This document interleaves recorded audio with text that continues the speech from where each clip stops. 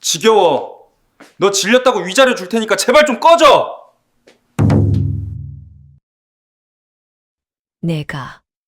내가 너한테 어떻게 했는데. 3년을 식모처럼 살았는데 이게 그 대가야? 그날 밤 시어머니 이복래 여사는 아들 윤혼의 거실에 들어서는 순간 숨이 턱 막혔습니다. 아들 부부 결혼 3주년 기념일이라며 며느리 지수가 좋아하는 갈비찜과 갓까지 반찬을 몰래 싸들고 온 참이었습니다. 살금살금 문을 열고 들어섰는데 이게 무슨 날벼락 같은 소리인가요? 며느리 지수가 눈물을 글썽이며 아들의 뺨을 후려치고 식탁 위에 던져진 건 먹음직스러운 저녁 식사가 아니라 차갑게 구겨진 이혼 서류였습니다. 지겨. 너 질렸다고 위자료 줄 테니까 제발 좀 꺼져. 아들의 목소리는 차가운 얼음장 같았습니다. 복례 여사의 귀에는 아들의 그 말이 마치 쇠모처럼 박혀 들어왔습니다. 대체 무슨 일이 벌어진 걸까요? 아들은 평소 지수를 끔찍이 아끼고 사랑했습니다. 결혼할 때도 엄마, 저 지수 없으면 못 살아요 하며 떼쓰듯 결혼했던 아들이었습니다. 지수가 절규했습니다. 내가 너한테 어떻게 했는데 3년 동안 시어머니 모시듯 내 엄마한테 잘하고 너한테 헌신했는데 이게 대가야? 이게 내가 말한 사랑이야? 며느리의 울부짖음이 텅 빈 주방을 가득 채웠습니다. 복례 여사는 더 이상 숨어 있을 수가 없었습니다. 가슴 속에서 뜨거운 것이 치밀어 올랐습니다. 덜덜 떨리는 손으로 보따리를 내려놓고 그 길로 거실로 뛰쳐나갔습니다. 이게 미쳤나? 어디서 감히 남편 뺨을 쳐? 당장 닥쳐. 이 집에서 썩 꺼져. 복례 여사의 갑작스러운 등장에 지수는 흠칫 놀랐고 아들 윤호는 그저 고개를 떨구었습니다. 어머니의 날카로운 목소리가 거실을 찔렀지만 윤호는 어머니를 보지 않았습니다. 대신 그는 다시 한번 지수에게 모진 말을 내뱉었습니다. 들었지? 엄마 앞에서 꼴사납게 굴지 말고 나가. 이 자리 줄 테니까 제발 좀 꺼지라고. 윤호의 목소리는 이전보다 더 단단하고 냉정하게 들렸습니다. 지수는 몸을 부들부들 떨었습니다. 입술을 깨물어 피가 날 것 같았습니다. 그녀의 눈빛은 이미 증오로 가득 차 있었습니다. 더러워서 내가 나가. 다시는 죽어서도 보지 말자고. 지수는 저주를 퍼붓듯 소리치고는 몸도 가누지 못한 채 현관으로 달려갔습니다. 문이 닫히는 쾅 소리는 복례 여사의 가슴을 짓밟는 둔탁한 소리 같았습니다. 현관문이 닫히자마자 독하게 버티고 서 있던 아들 윤호가 곱고라졌습니다. 무릎이 꺾이며 거실 바닥에 쓰러지는 아들을 보고 복례 여사는 경악했습니다. 연호야, 아들, 얘가 왜 이래? 놀란 복례 여사가 떨리는 손으로 119를 누르려 했지만 윤호는 온 힘을 다해 어머니의 손에 들린 전화기를 뺏어 던져버렸습니다. 전화기가 벽에 부딪히며 쨍하고 깨지는 소리가 났습니다. 엄마, 119 부르지 마. 윤호는 숨이 넘어가는 듯 힘겹게 말했습니다. 지수가 알면 안 돼. 복례 여사는 아들의 얼굴을 살폈습니다. 땀인지 눈물인지 모를 것이 범벅이 된 채 그의 얼굴은 창백하게 질려 있었습니다. 이게 무슨 소리야? 지수가 뭘 알면 안 된다는 거야. 나 암말기야, 엄마.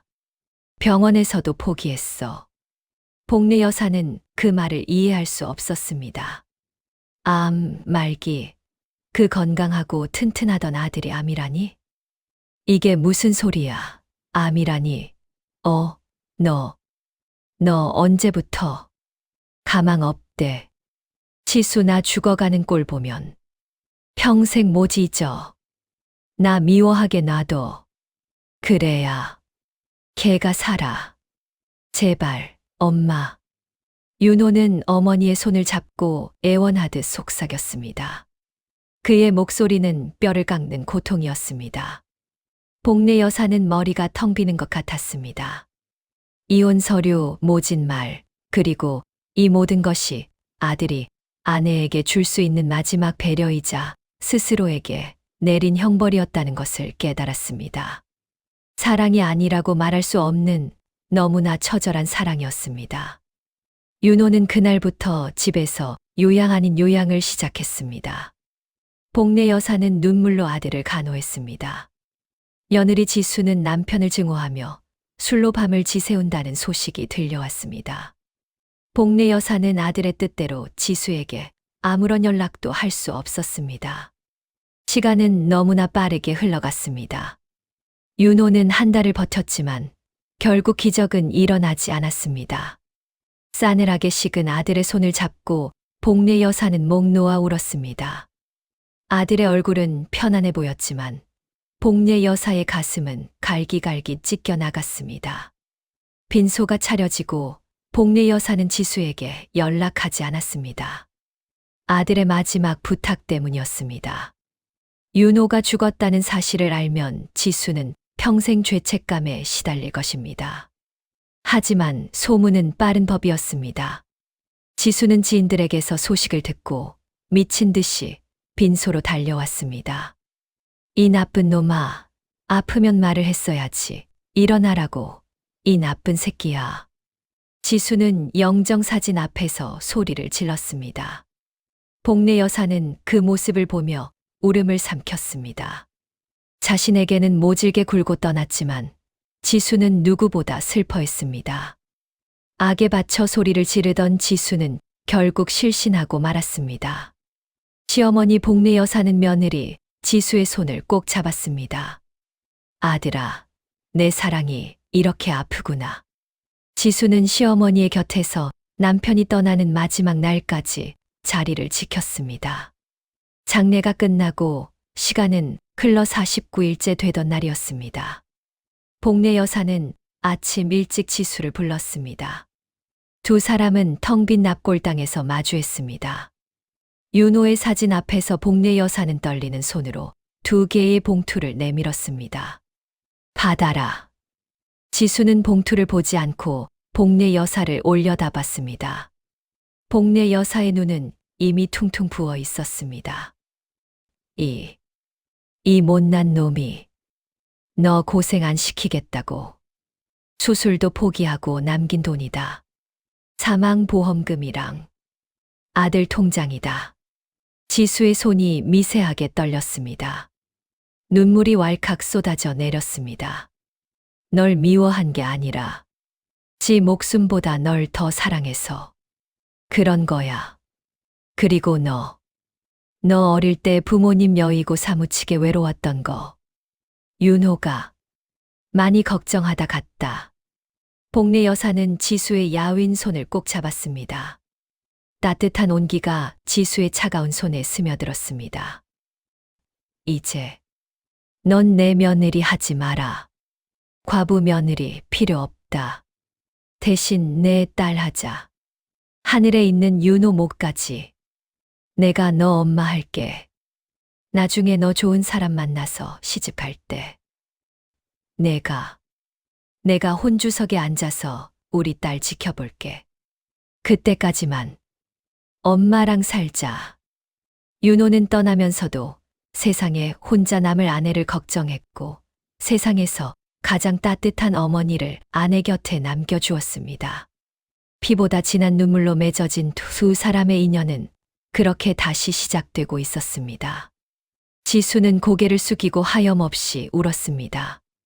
따뜻한 위로의 말 한마디가 목이 메어 나오지 않았습니다. 그저 복례 여사의 손을 놓지 않고 꽉 잡을 뿐이었습니다. 이 순간 지수는 깨달았습니다. 자신을 미워하게 만들었던 남편의 잔인함이 사실은 세상에서 가장 순도 높은 사랑이었다는 것을. 그리고 그 사랑의 마지막 유언처럼 새로운 가족이 그녀를 감싸 안고 있다는 것을요. 복례 여사는 지수의 머리를 쓰다듬어 주었습니다. 울지 마라, 내 딸. 이젠 행복하게 살아야지.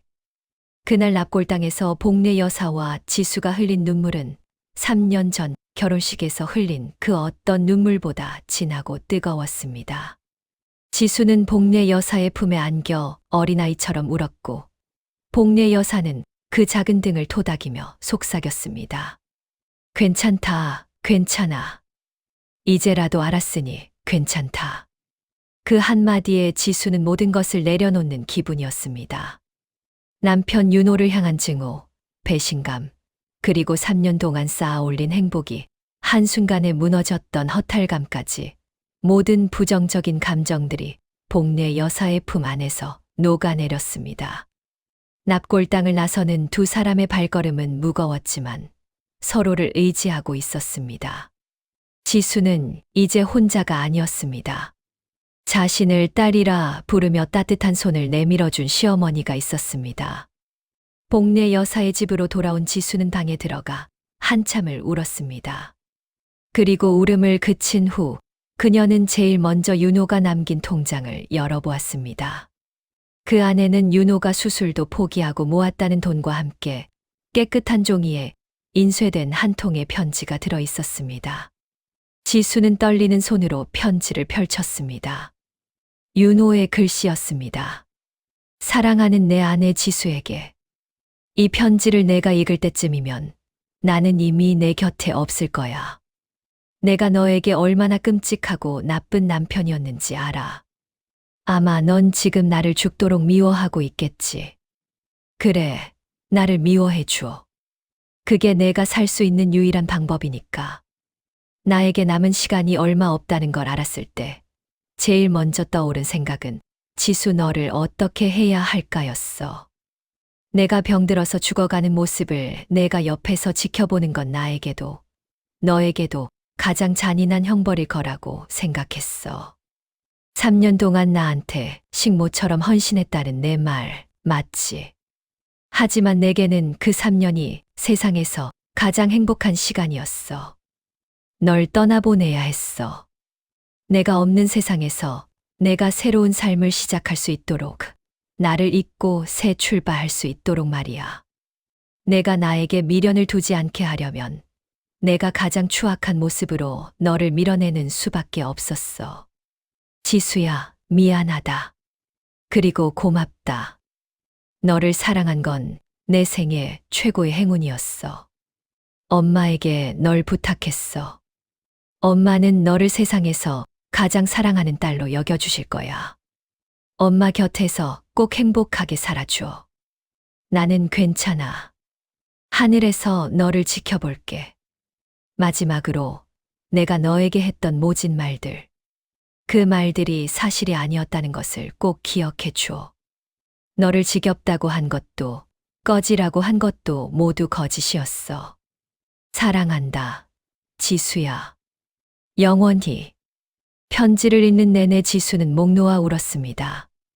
윤호의 필체에 담담하게 쓰인 미안하다, 사랑한다는 단어 하나하나가 지수의 가슴을 후벼 팠습니다.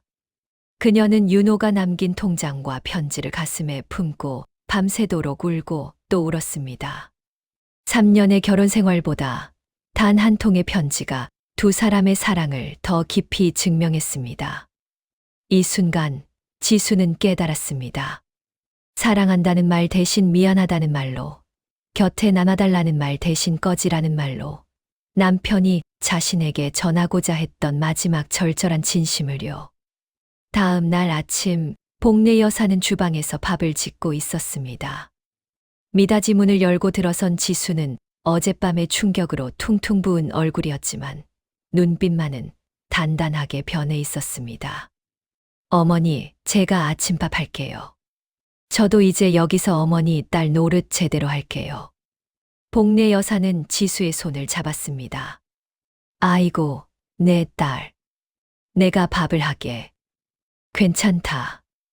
너는 좀 더 쉬어라. 아니에요, 어머니. 윤호 씨 편지. 읽었어요. 저 이제 울지 않을 거예요. 윤호 씨가 절 미워하게 만들려고 했던 그 마음, 제가 헛되이 하지 않을 거예요. 여기서 어머니랑 저 둘이 행복하게 잘 사는 모습 보여줘야 윤호 씨도 마음 편할 거예요. 복례 여사는 지수를 껴안았습니다. 그래, 내 딸. 내 말이 맞다. 우리 둘이 잘 살아야지. 윤호 그 녀석 마음 편하게 해줘야지. 두 사람은 그렇게 새로운 가족의 삶을 시작했습니다. 며느리와 시어머니가 아닌 엄마와 딸로요. 지수는 아침 일찍 일어나 청소를 하고 복례 여사가 좋아하는 나물 반찬을 정성껏 만들었습니다.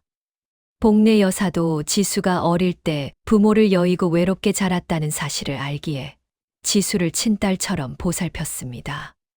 지수가 좋아하는 과일을 깎아주고 밤늦게 퇴근하고 돌아오면 따뜻한 물에 발을 담가 주었습니다.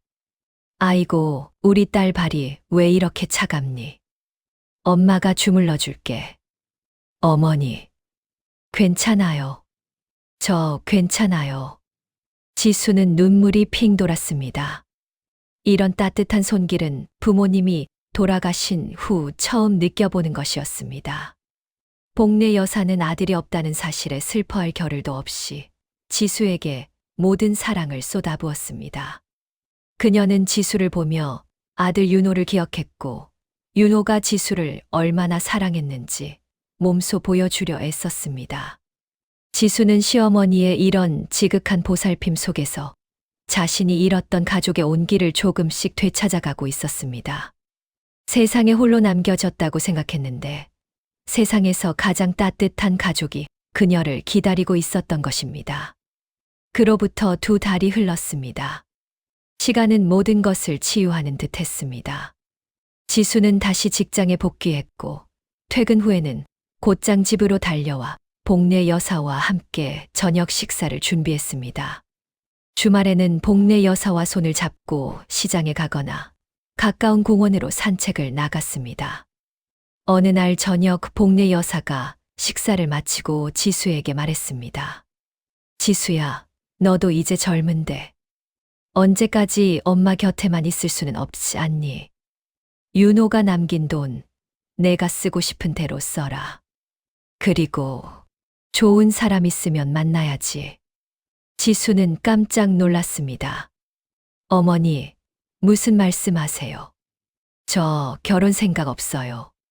저는 이제 어머니 딸로 살 거예요. 좋은 사람이라뇨. 아니야, 내 딸. 윤호도 그걸 바랐을 거야. 너는 아직 젊고 예쁘지 않니? 평생 혼자 살 수는 없어. 좋은 사람 만나서 행복하게 사는 모습을 보여줘야 윤호도 마음이 놓일 거야. 복례 여사의 말은 진심이었습니다. 그녀는 지수가 영원히 혼자 외롭게 살까봐 걱정했습니다. 하지만 지수는 고개를 저었습니다. 어머니, 저는 괜찮아요. 윤호 씨 사랑으로 충분해요. 그리고 어머니 곁을 제가 어떻게 떠나요? 제가 어머니께 받은 사랑이 얼마나 큰데요. 복례 여사는 지수의 마음을 알기에 더 이상 강요하지 않았습니다. 하지만 마음 한구석에는 늘 지수의 행복이 걸려 있었습니다. 하지만 운명은 때로 예기치 않은 곳에서 찾아오는 법이었습니다. 복례 여사는 지수의 행복을 위해 마음속으로 한 가지를 결심했습니다. 그로부터 다시 몇 주가 지났습니다. 복례 여사는 매주 화요일과 금요일에 가는 봉사 활동을 핑계로 지수 몰래 바깥일을 보기 시작했습니다. 꼬깃꼬깃 모아둔 돈과 윤호가 남긴 돈의 일부를 챙겨서 나섰습니다. 지수는 어머니가 봉사 활동에 열심히 쉬구나 하고만 생각했습니다. 어느 화요일 복례 여사는 서울 교외의 한적한 마을을 찾았습니다. 낡았지만 관리가 잘 된 작은 단독 주택 앞이었습니다.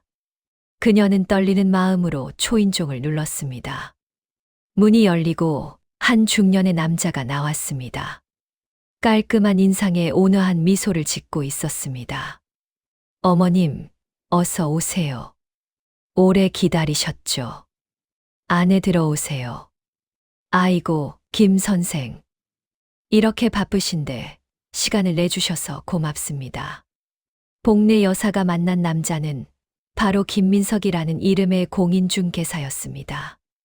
복례 여사는 지수 몰래 이 작은 단독 주택을 알아보고 계약하려 했던 것입니다. 윤호가 남긴 유산으로 지수에게 새로운 삶의 터전을 마련해주고 싶었습니다. 지수에게는 이 사실을 비밀로 해주세요. 깜짝 선물로 주고 싶어서요. 염려 마십시오, 어머님. 참 좋은 일을 하시는 겁니다. 김 중개사는 웃으며 복례 여사를 안내했습니다.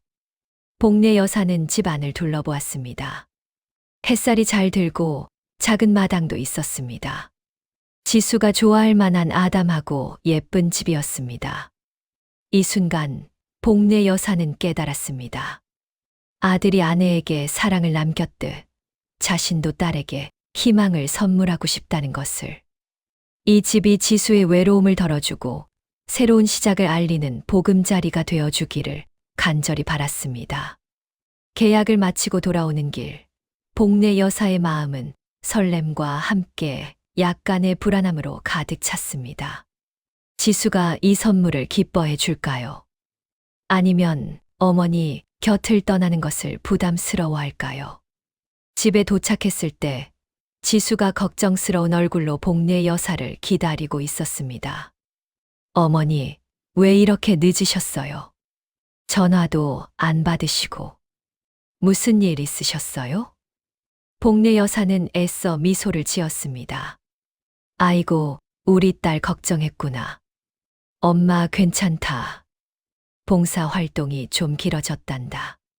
밥 먹자, 지수야. 지수는 복례 여사의 얼굴을 자세히 살폈습니다.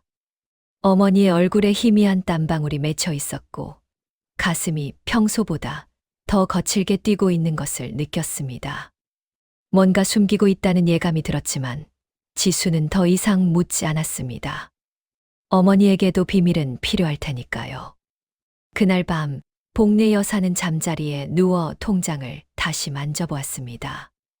이제 이 집만 지수 명의로 넘기면 모든 것이 끝납니다.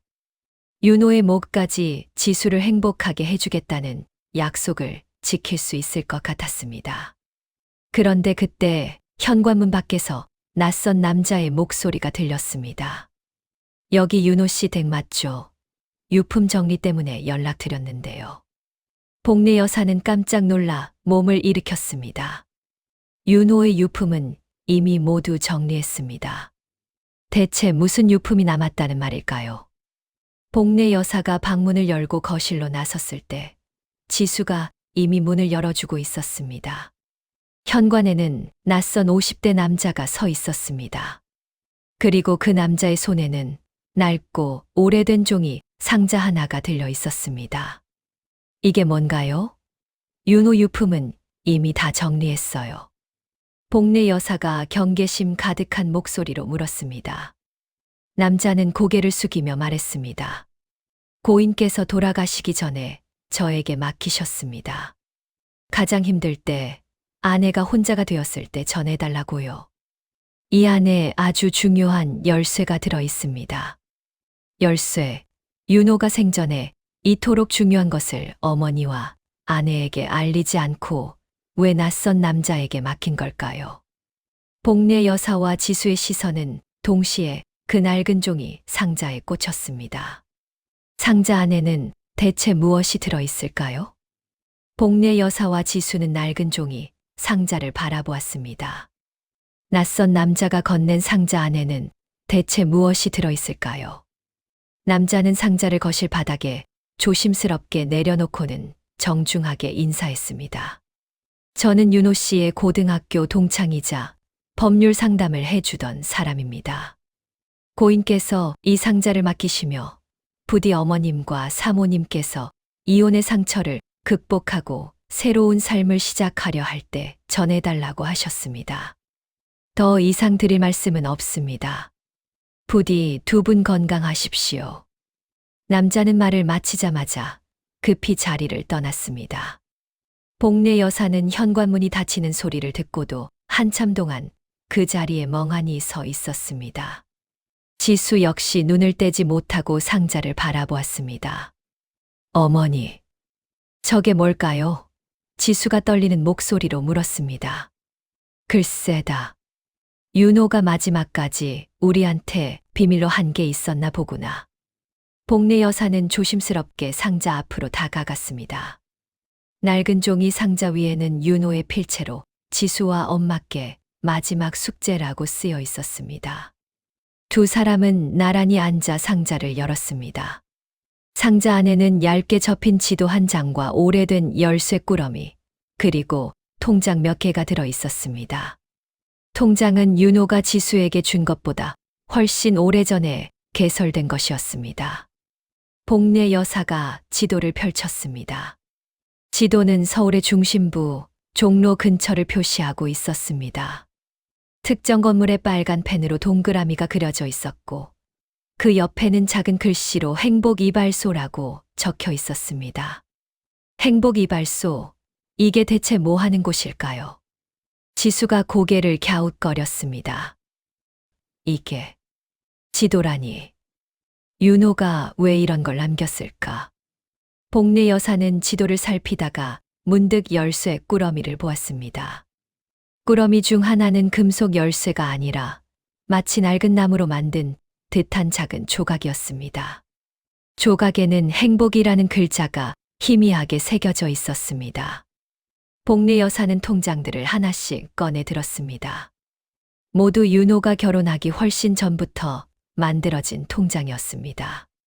그리고 그 통장들에는 매달 일정 금액이 꾸준히 입금되어 있었습니다. 금액은 크지 않았지만 수십 년 동안 꾸준히 쌓여 있었습니다. 입금자 이름은 모두 박연호가 아닌 강태수라는 낯선 이름이었습니다. 강태수, 이 사람은 누구일까요? 어머니, 지수가 물었습니다. 복례 여사는 고개를 저었습니다. 나도 모르겠다. 윤호 주변에 강태수라는 이름은 없었는데. 그때 복례 여사의 눈이 지도 옆에 붙어 있는 작은 메모지에 꽂혔습니다. 엄마, 지수야. 너희가 이혼의 아픔을 이겨내고 새 출발하려 할 때쯤 이걸 찾았으면 좋겠다. 강태수를 찾으면 모든 비밀이 풀릴 거야. 그리고 지수야, 너에게 전하지 못한 진짜 유산이 있어. 행복 이발소에 가야만 그걸 찾을 수 있어. 진짜 유산이라니. 윤호가 남긴 이혼 위자료와 보험금도 큰 돈이었는데 또 다른 유산이 있다는 말인가요? 복례 여사와 지수는 서로 얼굴을 마주 보았습니다. 윤호는 죽는 순간까지도 두 사람에게 마지막 숙제를 남긴 것이었습니다. 지수는 윤호의 이 마지막 비밀을 풀고 싶었습니다. 그가 끝까지 지키려 했던 사랑이 무엇인지, 그리고 행복 이발소에 담긴 의미가 무엇인지 말입니다. 다음 날 아침 일찍 복례 여사와 지수는 지도를 들고 종로로 향했습니다. 두 사람은 오랜만에 함께 외출하는 것이었습니다. 복례 여사는 아들에게 새로운 삶의 터전을 마련해 주려던 자신의 비밀은 잠시 접어두고 윤호가 남긴 숙제에 집중하기로 했습니다. 종로 거리는 활기가 넘쳤습니다. 지도는 오래된 골목 깊숙한 곳을 가리키고 있었습니다. 지수와 복례 여사는 지도를 따라 걷다가 마침내 지도에 빨간 동그라미가 그려진 곳에 도착했습니다. 낡은 건물 1층에 자리한 행복 이발소였습니다. 간판은 오래되어 색이 바랬고 문은 굳게 닫혀 있었습니다. 이발소 안은 어둡고 조용했습니다. 마치 수십 년 동안 시간이 멈춘 듯 했습니다. 복례 여사가 유리문을 두드려 보았지만 아무런 인기척도 없었습니다. 어머니, 문이 닫혔어요. 폐업한 지 오래된 것 같아요. 지수가 실망스러운 목소리로 말했습니다. 그 순간 복례 여사의 눈에 문에 붙어 있는 작은 쪽지가 들어왔습니다.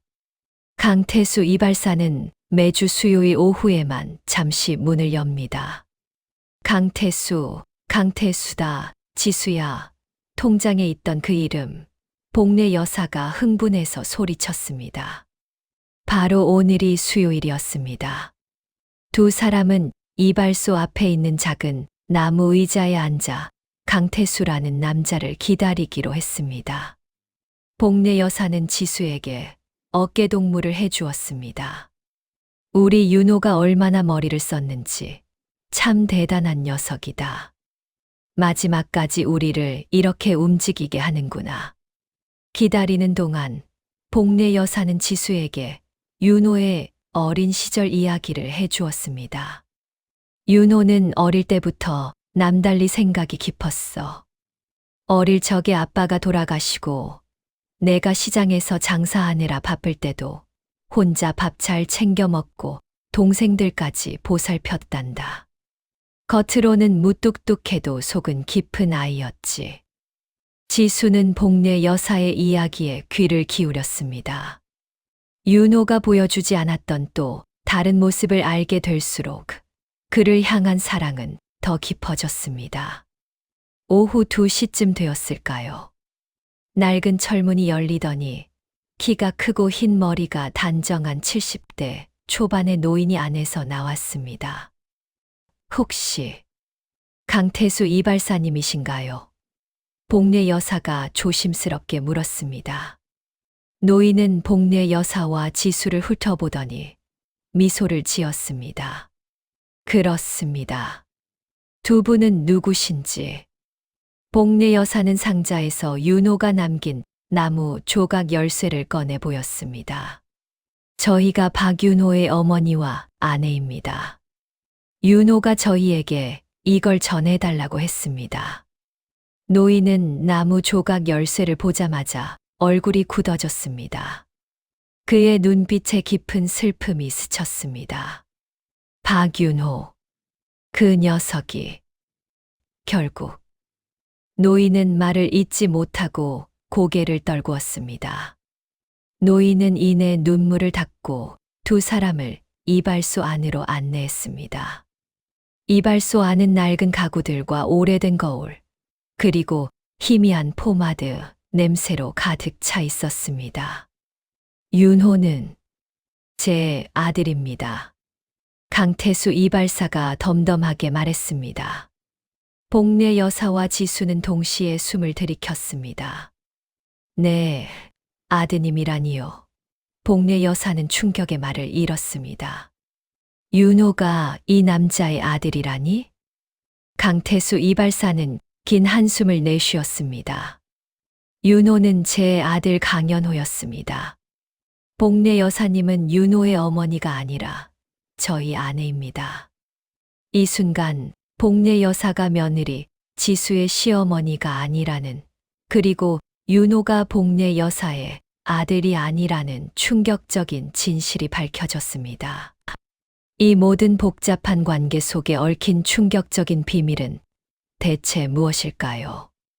강태수 이발사의 충격적인 고백에 복례 여사와 지수는 얼어붙었습니다. 윤호가 이발사님의 아드님이고 제가 아내가 아니라고요? 그게 무슨 말씀이세요? 복례 여사는 믿을 수 없다는 듯 강태수에게 되물었습니다. 70평생 복례 여사에게 윤호는 핏줄을 나눈 아들 그 이상이었습니다. 강태수 이발사는 낡은 의자에 앉으며 긴 한숨을 내쉬었습니다. 그는 눈을 감고 과거를 회상하듯 천천히 이야기를 시작했습니다.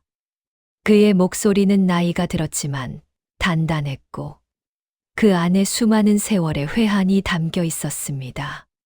제 아들 연호가 태어난 건 45년 전 1980년이었습니다. 그때 저는 이 행복 이발소를 막 열었을 때였고 아내는 복례 씨였습니다. 복례 여사는 놀라 지수와 시선을 교환했습니다. 저와 이름이 같으시군요. 이름만 같은 게 아닙니다. 복례 씨는 제 친동생이었습니다. 그러니까 복례 여사님은 연호의 고모였습니다. 강태수의 말에 지수는 입을 다물지 못했습니다. 윤호가 복례 여사의 아들이 아니라 조카였다니. 강태수는 이어 설명했습니다. 당시 저는 아내 복례와 결혼해서 연호를 낳았지만 곧 아내가 지병으로 세상을 떠났습니다. 저는 어린 연호를 혼자 키울 수가 없었어요. 그때 저희 동생, 즉 이 복례 여사님이 친정 오빠의 아들인 연호를 당신의 아들로 입적했습니다. 연호의 호적을 복례 씨의 아들 윤호로 올리고 당신의 남편과 함께 키웠습니다. 윤호는 그때부터 복례 여사님을 친엄마처럼 믿고 따랐고 저희 가족은 이 비밀을 철저히 숨겼습니다. 복례 여사님은 윤호를 정말 친아들보다 더 귀하게 키우셨지요. 복례 여사는 눈물을 글썽이며 고개를 끄덕였습니다. 맞습니다. 윤호가 제 품에 들어온 순간부터 저는 녀석이 제 친자식이 아니라는 생각을 해본 적이 없습니다. 제 배 아파 낳지 않았어도 윤호는 저의 전부였습니다. 강태수는 다시 고개를 숙였습니다. 연호는 이발소 일을 도와주면서도 복례 씨에게 짐이 되지 않기 위해 일찍부터 독립했습니다. 그리고 그는 주기적으로 저에게 찾아왔습니다. 친아버지와 아들로서 말이죠. 연호는 항상 복례 씨가 나중에 혼자 남을까봐 걱정했고, 복례 씨의 노후를 대비하기 위해 매달 생활비를 제 통장으로 보냈습니다. 지수는 충격에 눈을 크게 떴습니다. 그럼 상자 안에 있던 강태수 이름의 통장이 윤호 씨가 어머니를 위해 마련한 비자금이었군요. 강태수는 미소를 지었습니다. 그렇습니다. 윤호는 복례 씨가 알면 부담스러워할까봐, 혹은 혹시나 복례 씨의 남편분이 알게 될까봐 제 이름으로 통장을 만들어 복례 씨의 노후 자금을 모았던 겁니다. 윤호는 두 어머니를 모신 셈이었지요. 친어머니를 잃은 죄책감, 그리고 자신을 키워준 복례 씨에 대한 헌신. 그 모든 마음이 담긴 통장입니다. 복례 여사는 통장을 움켜쥐었습니다. 이 돈이 자신을 친엄마처럼 생각했던 조카, 윤호의 가장 깊은 사랑의 증표였다니. 복례 여사는 이제야 윤호가 자신에게 했던 모든 헌신이 어디에서 왔는지 깨달았습니다. 이게 마지막 유산이었군요. 지수가 나직이 읊조렸습니다. 아닙니다, 사모님. 강태수가 고개를 저었습니다. 이 돈은 복례 씨를 위한 것이고, 진짜 유산은 사모님을 위한 것입니다. 윤호가 저에게 마지막으로 남긴 말이 있습니다. 행복 이발소 안에 지수가 마지막 행복을 찾을 수 있는 열쇠를 숨겨두었다고요. 지수는 윤호의 이 마지막 선물과 숙제를 꼭 풀고 싶었습니다. 자신을 위해 목숨까지 버린 남편의 마지막 진심을 온전히 받아들이고 싶었습니다. 강태수 이발사는 지수에게 낡은 이발소 안을 둘러보라고 했습니다.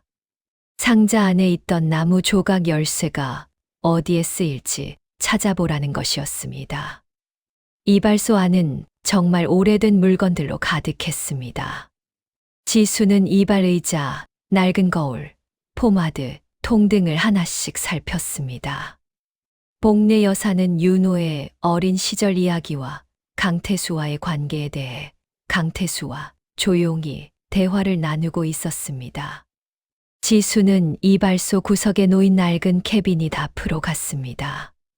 나무로 된 캐비닛은 칠이 벗겨진 채 먼지를 뒤집어 쓰고 있었습니다. 캐비닛의 손잡이 근처에 작은 열쇠 구멍이 보였습니다. 지수는 상자 안에 있던 나무 조각 열쇠를 꺼내 구멍에 대보았습니다. 열쇠는 마치 맞춘 듯이 구멍에 딱 들어맞았습니다. 딸깍. 캐비닛이 열리고 지수는 그 안에 들어있는 것을 보고 숨을 멈췄습니다. 캐비닛 안에는 통장이나 보석이 아닌 수많은 그림들이 들어 있었습니다. 어머니, 이리 와보세요. 복례 여사와 강태수가 다가왔습니다. 캐비닛 안에는 지수가 지난 3년 동안 윤호에게 선물했던 모든 것들이 보관되어 있었습니다. 결혼 1주년 때 선물했던 낡은 넥타이, 생일 때 만들어준 서툰 목도리, 크리스마스에 같이 찍었던 사진, 그리고 지수가 윤호에게 몰래 써주었던 사랑의 편지들까지. 모든 물건이 깨끗하게 정리되어 있었습니다. 지수는 편지들을 하나씩 꺼내 들었습니다. 맨 위에는 윤호가 마지막으로 쓴 메모가 붙어 있었습니다. 내 삶의 모든 행복은 너에게서 온 것들이었다. 내가 나에게 준 모든 것들이 내게는 세상에서 가장 귀한 유산이었다. 이 보물들을 내가 다시 갖는다면 너도 이 행복을 다시 기억하고 새로운 행복을 찾을 수 있겠지. 잘 가, 나의 사랑. 지수는 목도리를 꺼내 얼굴에 묻었습니다. 아직도 희미하게 윤호의 채취가 남아있는 것 같았습니다. 지수는 깨달았습니다. 윤호가 자신에게 남긴 진짜 유산은 물질적인 돈이 아니라 두 사람이 함께했던 소중한 시간과 추억이었다는 것을요. 윤호는 지수 씨에게 이 추억을 돌려주고 싶었던 거였군요. 강태수가 조용히 말했습니다. 이 모든 행복을 기억하고 그것을 바탕으로 새 출발하라는 아들의 마지막 메시지입니다. 지수는 울면서 웃었습니다. 자신에게 모진 말을 퍼붓고 떠났던 그 남자가 사실은 자신과의 모든 사소한 추억을 이렇게 소중히 보관하고 있었다니. 이 순간 지수는 윤호를 향한 모든 오해와 원망을 완전히 내려놓았습니다. 복례 여사는 지수의 손을 잡았습니다. 우리 윤호 정말 대단한 녀석이다. 마지막까지 너를 사랑하고 나를 걱정하고. 강태수 이발사는 두 사람을 따뜻하게 바라보았습니다. 윤호는 복례 씨와 지수 씨에게 가족의 사랑을 남기고 싶었던 겁니다. 이제 두 분은 피를 나눈 관계는 아니지만 사랑과 헌신으로 맺어진 진짜 가족입니다. 이발소는 제게 중요한 곳이지만 이제는 두 분에게 더 필요할 것 같습니다. 강태수는 이발소의 진짜 등기 서류를 지수에게 건넸습니다. 이 이발소는 복례 씨의 오빠였던 저의 소유입니다.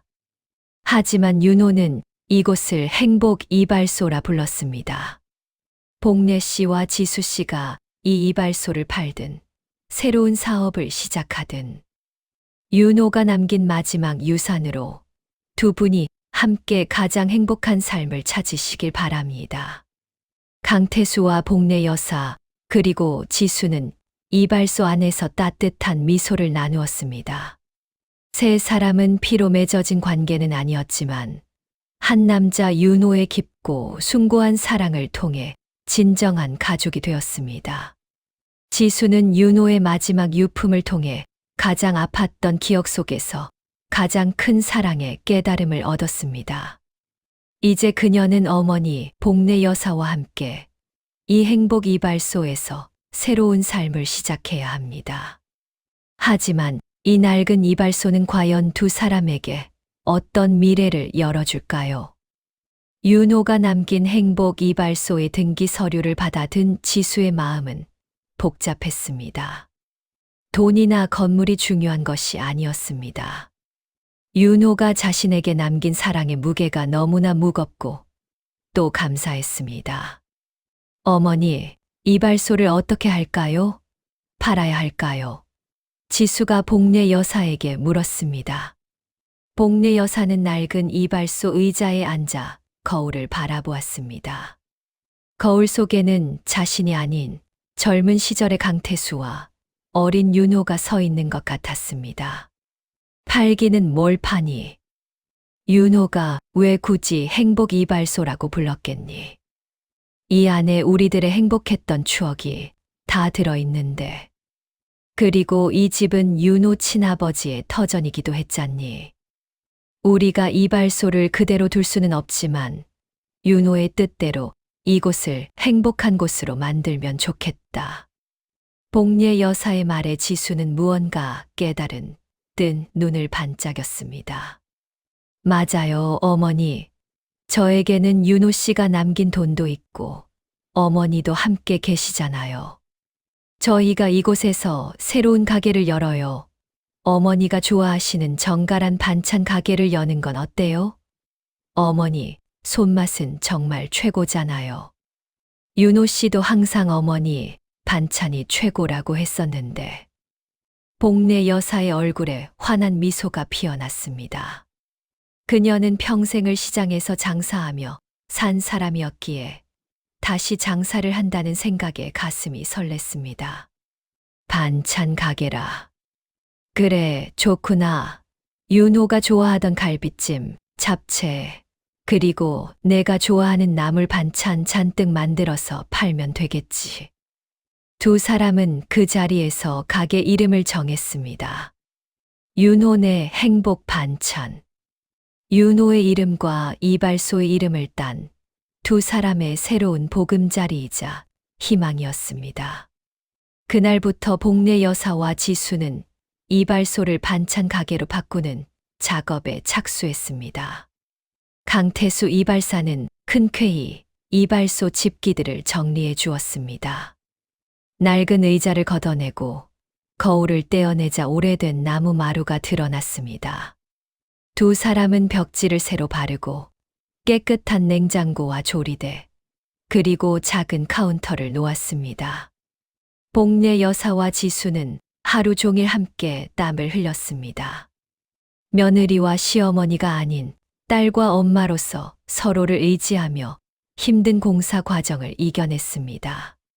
지수는 복례 여사에게서, 복례 여사는 지수에게서 잃었던 가족의 빈자리를 채우는 듯 했습니다. 그들의 이마에 맺힌 땀방울은 윤호가 남긴 사랑의 결실처럼 반짝였습니다. 한 달 후, 윤호네 행복 반찬이 드디어 문을 열었습니다. 첫날부터 손님들이 몰려들었습니다.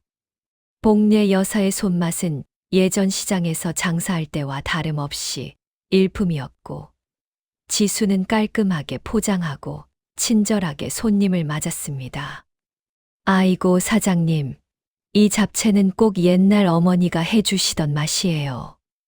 깍두기가 어쩜 이렇게 시원해요. 매일 와서 사 먹어야겠네. 손님들의 칭찬에 복례 여사는 기쁨을 감추지 못했습니다. 지수도 바쁘지만 행복했습니다. 매일 아침 복례 여사와 함께 국을 끓이고 나물을 무치며 하루를 시작하는 이 삶이 텅 비어있던 그녀의 마음을 가득 채워주었습니다. 어느 날 오후, 가게 문을 열고 한 젊은 남자가 들어섰습니다. 키가 크고 안경을 쓴 인상이 매우 부드러운 남자였습니다. 안녕하세요. 혹시 여기 복례 이모님 계신가요? 복례 여사가 주방에서 나오자 남자는 환하게 웃으며 다가왔습니다. 이모, 저 민준이에요. 강태수 아저씨 아들, 민준이요. 민준은 강태수 이발사의 아들이자 윤호의 친사촌 동생이었습니다. 윤호가 민준에게도 연락하여 복례 여사와 지수를 잘 보살펴 달라고 부탁했던 것입니다. 민준은 가게를 둘러보더니 감탄했습니다. 와, 이모, 행복 이발소가 이렇게 근사한 반찬 가게로 변신하다니. 윤호 형도 하늘에서 흐뭇해할 거예요. 민주는 지수에게도 인사를 건넸습니다. 지수는 윤호의 가족과 이렇게 마주하는 것이 어색하면서도 반가웠습니다. 지수 씨, 윤호 형이 저한테 그랬어요. 지수 씨는 세상에서 가장 따뜻하고 착한 사람이라고요. 힘든 일 있으면 언제든지 저한테 연락하세요. 제가 도와드릴게요. 민주는 가게의 부족한 부분을 살피고 전등을 고쳐주고 무거운 짐을 날라주었습니다. 그는 윤호가 남긴 또 하나의 따뜻한 배려였습니다. 그로부터 1년이 흘렀습니다. 윤호네 행복 반찬은 종로 명물로 자리 잡았습니다. 복례 여사는 이제 완전히 행복 반찬집 사장님이 되었고, 지수는 싹싹한 딸이 되었습니다. 가게는 2층짜리 작은 건물이었는데, 1층은 반찬 가게, 2층은 복례 여사와 지수의 보금자리였습니다. 매일 아침 함께 밥을 먹고, 함께 일하고, 함께 잠드는 이 삶 속에서 두 사람은 서로에게 없어서는 안 될 존재가 되었습니다. 지수는 더 이상 윤호의 죽음에 슬퍼하지 않았습니다. 윤호가 남긴 사랑과 그 사랑을 통해 얻은 새로운 가족에게 감사했습니다. 어느 늦은 저녁, 가게 문을 닫고 복례 여사와 지수가 2층 거실에 앉아 따뜻한 차를 마시고 있었습니다. 어머니, 저 이제 윤호 씨한테 고마운 마음으로 살 거예요. 원망 같은 거 하나도 없어요. 복례 여사는 지수의 손을 잡았습니다. 그래, 내 딸. 윤호도 그걸 바랐을 거다. 이제 내가 행복해지는 일만 남았어. 그때 현관문에서 초인종 소리가 울렸습니다. 이 늦은 시간에 누가 왔을까요? 지수가 문을 열자 그곳에는 깔끔한 정장 차림의 남자가 서 있었습니다. 남자의 얼굴은 낯설지 않았습니다. 바로 한 달 전 복례 여사가 지수 몰래 집을 계약할 때 만났던 김민석 공인중개사였습니다. 지수 씨, 저 김민석입니다. 사실 드릴 말씀이 있습니다. 김민석은 지수에게 봉투 하나를 내밀었습니다. 봉투 안에는 아파트 매매 계약서가 들어 있었습니다. 계약서에는 지수 앞으로 명의가 되어 있었고, 계약서 하단에는 복례 여사의 도장이 찍혀 있었습니다. 이게 뭐예요? 지수가 당황해서 물었습니다. 복례 어머님께서 1년 전에 사모님 몰래 준비하셨던 새 출발 선물입니다. 어머님은 사모님께서 언제든지 원할 때 이혼의 상처에서 벗어나 홀로 서기를 하기를 바라셨습니다. 이 집에서 행복하게 살되 언제든지 이 집을 떠나 새로운 사랑과 행복을 찾기를 바라셨습니다. 지수는 계약서를 들고 복례 여사가 있는 거실로 뛰어들어갔습니다. 어머니, 이게 뭐예요? 이 아파트는 뭐예요? 복례 여사는 웃으며 말했습니다. 내가 내 친엄마는 아니지만 내 행복을 바라는 마음은 진짜 엄마와 똑같단다. 윤호가 나를 위해 돈을 모았듯 나도 내가 나중에 좋은 사람 만나서 시집갈 때 당당하게 시작할 수 있는 보금자리를 마련해주고 싶었다. 어머니. 지수는 복례 여사를 끌어안고 울음을 터뜨렸습니다. 그 순간 지수는 깨달았습니다. 윤호는 자신을 떠나면서 가족과 사랑을 남겼고, 복례 여사는 자신을 떠나보낼 준비를 하며 홀로 서기 할 용기를 선물하고 있었다는 것을요. 사랑하는 내 딸, 울지 마라. 내 행복이 곧 엄마의 행복이다. 따뜻한 복례 여사의 품 안에서 지수는 다시 한번 새로운 삶을 다짐했습니다.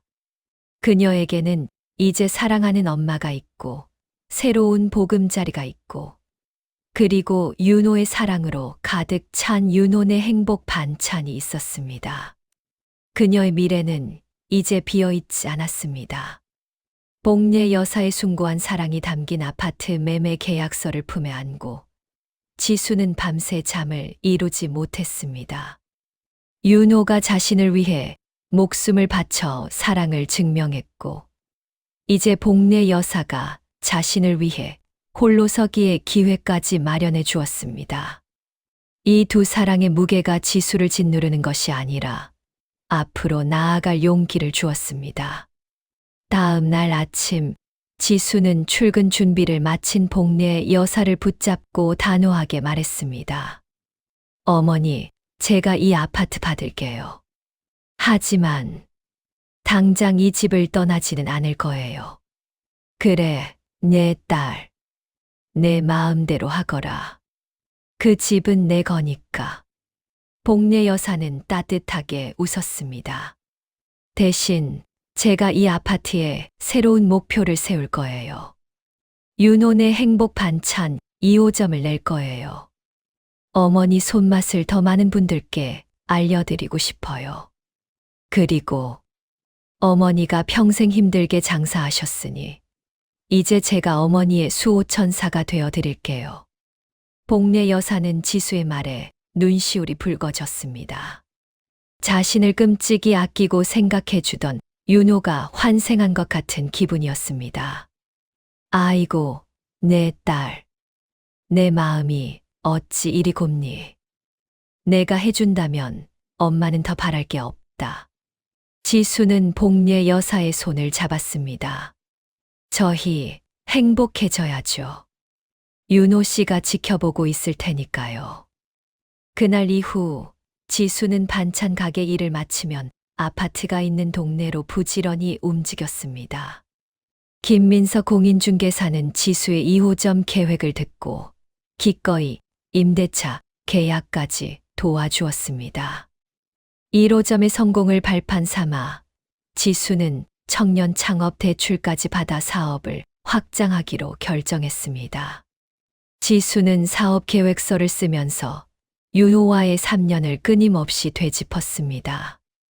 윤호가 없었다면, 복례 여사가 없었다면, 이 모든 용기와 사랑은 없었을 것입니다. 그녀는 윤호가 남긴 유산과 복례 여사가 준 사랑을 사업의 에너지로 바꾸어 나갔습니다. 지수는 윤호의 마지막 배려를 혼자 남겨진 과부가 아닌 당당한 사업가로 새롭게 태어나는 계기로 삼았습니다. 그녀의 이마에 맺힌 땀방울은 이제 슬픔이 아닌 희망의 빛을 담고 있었습니다. 6개월 후 윤혼의 행복 반찬 2호점이 드디어 문을 열었습니다. 2호점은 1호점보다 훨씬 깔끔하고 현대적인 인테리어로 꾸며졌지만 가게 한쪽 벽면에는 여전히 행복 이발소 시절의 낡은 나무 간판이 걸려 있었습니다. 윤호의 사랑과 희망을 잊지 않겠다는 지수의 다짐이었습니다. 2호점 오픈 날 강태수 이발사와 그의 아들 민준 그리고 1호점의 단골 손님들까지 모두 찾아와 축하해 주었습니다. 복례 여사는 주방에서 나와 손님들에게 직접 떡을 돌리며 환하게 웃었습니다. 아이고, 우리 지수가 대견해서 어째야 할지 모르겠어요. 다 윤호 덕분이지요. 복례 여사의 말에 강태수가 고개를 끄덕였습니다. 윤호는 정말 좋은 녀석이었습니다. 하늘에서 복례 씨와 지수 씨를 보며 제일 기뻐할 겁니다. 그날 민주는 지수에게 작은 선물을 건넸습니다. 윤호가 생전에 아꼈던 작은 나무 조각 인형이었습니다. 형이 그랬어요. 힘들 때 이 인형을 보면서 나는 혼자가 아니다라고 생각하라고요. 지수는 나무 인형을 받아들고 눈물이 고였지만 이내 눈물을 닦고 민준에게 웃어 보였습니다. 그녀는 이제 울지 않았습니다. 눈물 대신 감사와 용기가 그녀의 마음을 채웠습니다. 2호점은 1호점 못지않게 성공했습니다. 지수는 1호점은 복례 여사에게 맡기고 자신은 2호점 운영에 전념했습니다. 사업이 안정되자 지수는 복례 여사에게 진심을 전했습니다. 어머니, 이제 1호점은 잠시 쉬엄쉬엄 하세요. 제가 직원들 더 뽑아서 관리할게요. 어머니는 그동안 못 가봤던 여행도 다니시고 친구분들도 만나세요. 복례 여사는 처음에는 극구사양했지만 지수의 진심 어린 마음에 결국 두 손을 들었습니다. 지수가 사준 예쁜 새 옷을 입고 복례 여사는 난생 처음 자유로운 노후를 맞이했습니다. 친구들과 함께 기차 여행도 다니고 절친한 이웃들과 경로당에서 화투도 치며 즐거운 시간을 보냈습니다. 지수는 그런 복례 여사의 모습을 보며 윤호에게 빚을 갚고 있다고 생각했습니다. 자신을 사랑한 윤호의 마음만큼 그 어머니에게 가장 행복한 삶을 선물해 주는 것이 자신의 의무라고 생각했습니다. 그렇게 몇 해가 지났습니다. 지수는 35의 나이에 성공한 여성 사업가이자 자상한 딸이 되어 있었습니다. 윤혼의 행복 반찬은 서울의 3호점까지 열었고 지수는 눈코 뜰 새 없이 바빴습니다. 어느 날 저녁 2호점에서 지수가 혼자 마감 정리를 하고 있을 때 문을 열고 한 남자가 들어섰습니다. 그 남자는 바로 복례 여사에게 아파트를 계약해 주었던 김민석 공인중개사였습니다. 지수 씨, 아직 안 퇴근하셨네요. 네, 마무리할 게 좀 남아서요. 김민석 씨는 어떻게 이 시간에? 사실, 어머님 심부름으로 왔습니다. 김민석은 살짝 미소를 지었습니다. 어머니 심부름이요? 김민석은 지수에게 작은 쇼핑백을 건넸습니다. 안에는 지수가 평소 갖고 싶어 했던 여행 가이드북이 들어 있었습니다. 어머님께서 그러시더군요. 우리 지수, 이제 돈도 벌 만큼 벌었으니 혼자 여행이라도 다녀와야 할 때라고요. 그리고 저에게 이 말을 꼭 전해달라고 하셨습니다. 김민석은 지수를 바라보았습니다. 그의 눈빛은 1년 전 계약서를 건넬 때와는 사뭇 달랐습니다. 복례 어머님께서 말씀하셨습니다. 윤호의 목까지 사랑할 좋은 사람을 만나 이제는 내 삶을 시작해라. 엄마는 괜찮다. 지수는 눈물이 핑 돌았습니다. 복례 여사는 여전히 자신을 떠나보낼 준비를 하고 있었습니다. 지수는 고개를 숙이며 쇼핑백을 만지작거렸습니다. 어머니께서 저에게 늘 홀로 설 용기를 주시는군요. 복례 어머님은 정말 대단한 분이십니다. 그리고 지수 씨도요. 윤호 씨가 지수 씨에게 남긴 가장 큰 유산은 사랑받을 자격이라는 것을 잊지 마세요. 김민석은 지수에게 따뜻한 위로의 말을 건넸습니다. 그때 문득 지수는 김민석의 손을 보았습니다. 그의 손에는 작은 상처가 나 있었습니다. 손의 상처는 뭐예요? 아, 별거 아닙니다. 어머님께서 어제 주신 반찬통을 닦아드리다가 제가 좀 서툴러서요. 김민석이 머쓱하게 웃었습니다. 지수는 김민석이 복례 여사 집에 반찬통을 대신 닦아주고 있었다는 사실을 알고 놀랐습니다. 저희 엄마랑 많이 친하세요? 지수가 물었습니다. 네. 어머님은 제게도 아주 특별한 분이십니다. 김민석은 잠시 말을 멈추더니 인내 깊은 눈빛으로 지수를 바라보았습니다. 지수 씨, 제가 지수 씨와 어머님께 드리고 싶은 말이 있습니다. 어머님께서 허락하신다면 저는 지수 씨에게 윤호 씨 목까지 사랑을 베풀고 싶습니다. 지수는 깜짝 놀랐습니다. 그녀는 몇 년간 잊고 지냈던 낯선 설렘을 느꼈습니다.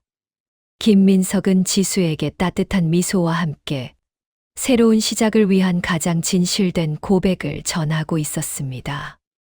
지수는 윤호의 숭고한 사랑과 복례 여사의 헌신으로 비로소 사랑받을 자격을 깨달았습니다. 이제 그녀 앞에 놓인 이 새로운 인연은 과연 그녀의 삶에 진정한 행복을 가져다 줄까요? 김민석의 진심 어린 고백에 지수는 심장이 쿵 내려앉는 것을 느꼈습니다. 성공한 사업가로 굳게 닫아두었던 지수의 마음 문 앞에 낯선 설렘이 조심스럽게 노크하는 순간이었습니다. 김민석 씨. 지수는 말을 잊지 못했습니다. 윤호가 떠난 후 그녀의 삶에는 오직 윤호의 행복 반찬과 어머니, 복례 여사만이 존재했습니다. 다른 사랑은 생각조차 해본 적이 없었습니다. 김민석은 지수의 당황스러운 표정을 읽고는 미소를 지었습니다. 너무 갑작스러웠다면 죄송합니다. 하지만 저는 어머님과 지수 씨를 보면서 진정한 가족의 의미를 보았습니다. 윤호 씨가 지수 씨에게 남긴 사랑이 얼마나 고귀한 것인지 알기에 제가 그 자리를 대신할 수는 없겠죠. 그는 잠시 숨을 고르더니 말을 이었습니다. 하지만 제가 지수 씨의 곁에서 따뜻한 그림자가 되어 드릴 수는 있습니다. 어머님을 함께 보살펴 드리고 지수 씨가 힘들 때 기댈 수 있는 진정한 동반자가 되어 드리고 싶습니다. 지수는 김민석의 눈빛에서 진실함과 따뜻한 신뢰를 느꼈습니다. 그는 그저 감정에만 치우친 사람이 아니었습니다. 그는 이미 복례 여사와 지수의 사정을 깊이 이해하고 그들의 아픔까지도 보듬어줄 준비가 되어 있는 사람이었습니다. 저에게 생각할 시간을 좀 주시겠어요? 지수가 조심스럽게 대답했습니다. 당연하죠. 저는 기다릴 수 있습니다. 김민석은 지수에게 마지막 인사를 건네고 가게를 나섰습니다. 문이 닫히고 지수는 김민석이 두고 간 여행 가이드북을 펼쳐보았습니다. 가이드북의 첫 페이지에 복례 여사의 정갈한 글씨가 적혀 있었습니다. 내 딸, 세상은 넓고 너는 다시 사랑받을 자격이 있다. 주저하지 마라. 엄마는 언제나 내 편이다. 지수는 눈물을 흘리며 웃었습니다. 복례 여사는 이미 모든 것을 알고 자신에게 가장 필요한 용기를 주고 있었습니다. 지수는 이제 윤호의 마지막 유산인 사랑받을 자격을 실현할 때가 왔음을 깨달았습니다. 다음 날, 지수는 복례 여사에게 모든 사실을 털어놓았습니다. 어머니, 김민석 씨가 저에게 그런 말을 했어요. 복례 여사는 차분히 지수의 이야기를 들었습니다. 그녀는 지수의 손을 잡고 따뜻하게 말했습니다. 민석이 좋은 아이지. 내가 아파트 계약할 때부터 내가 녀석을 지켜봤단다. 녀석 눈빛이 보통이 아니었지. 지수야, 윤호가 너에게 남긴 돈으로 내가 해주고 싶었던 건 자유였다. 너는 윤호의 짐을 내려놓고 내 인생을 살아야 한다. 내가 행복해야 윤호도 기뻐할 거야. 하지만 어머니, 김민석 씨는 어머니에게도 잘해줘야 할 텐데요. 복례 여사는 환하게 웃었습니다. 걱정 마라, 내 딸. 민준이 강태수 이발사의 아들도 얼마나 나를 잘 챙기는지. 나는 이제 아들만 둘이 생기는 셈인데 뭐가 걱정이니. 너는 너의 행복을 좇아라. 엄마는 언제나 너의 든든한 친정엄마가 되어줄 테니. 지수는 복례 여사의 깊은 사랑에 감동했습니다. 윤호의 헌신적인 사랑이 그녀에게 아픔 없는 시작을 주었다면 복례 여사의 사랑은 그녀에게 망설임 없는 용기를 주고 있었습니다. 그날 이후 지수는 김민석을 조금씩 만나기 시작했습니다. 두 사람은 윤호의 행복 반찬 2호점에서 커피를 마시거나 한강변을 함께 걸으며 이야기했습니다. 김민석은 지수의 사업에 대한 이해심이 깊었고 복례 여사를 향한 존경심도 대단했습니다. 그는 지수가 윤호를 향한 그리움과 죄책감을 느낄 때도 조용히 그녀의 이야기를 들어주었습니다. 윤호 씨는 정말 훌륭한 분이셨습니다. 그분의 숭고한 사랑을 잊지 않는 것이 지수 씨의 행복이라고 생각합니다. 저는 그 사랑 위에 새로운 탑을 쌓고 싶습니다. 김민석의 진심은 지수의 다친 마음을 조금씩 열었습니다. 지수는 김민석에게서 안정감과 신뢰를 느꼈습니다. 그로부터 3개월 후 지수는 김민석에게 자신의 마음을 전했습니다. 김민석 씨, 이제 윤호 씨를 보내고 김민석 씨와 함께 새로운 시작을 하고 싶어요. 그리고 저희 어머니 복례 여사님을 함께 잘 모시고 싶습니다. 김민석은 감격하며 지수의 손을 잡았습니다. 고맙습니다, 지수 씨.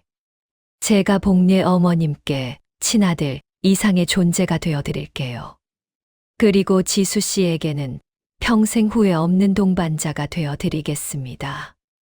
두 사람은 복례 여사에게 결혼을 말씀드렸고, 복례 여사는 진심으로 기뻐했습니다.